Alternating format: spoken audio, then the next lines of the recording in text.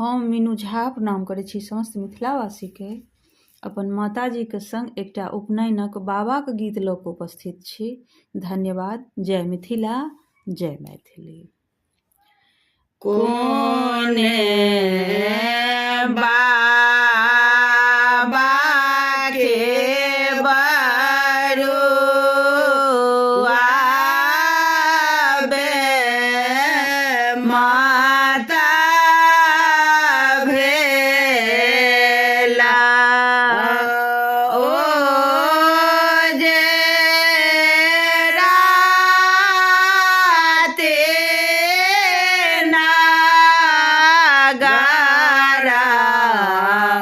बोलो हे ओ जे दीना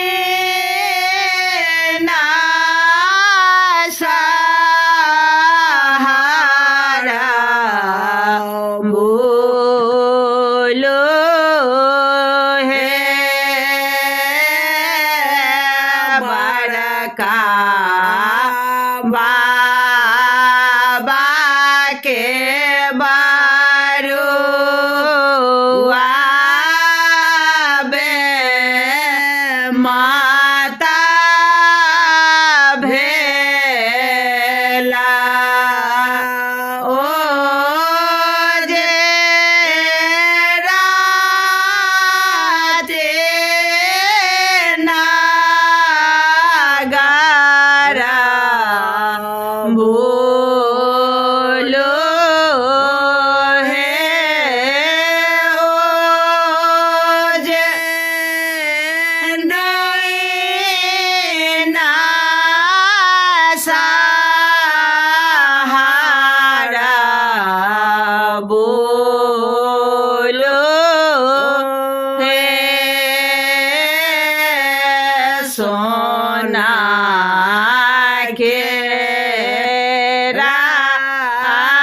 पे जरा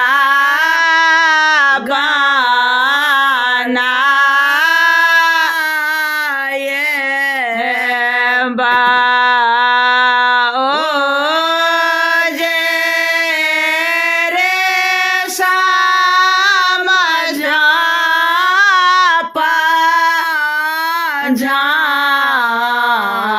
झापा हे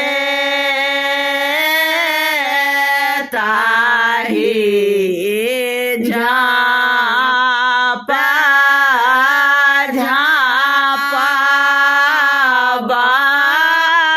दो लरुआ बारुआ ओ जे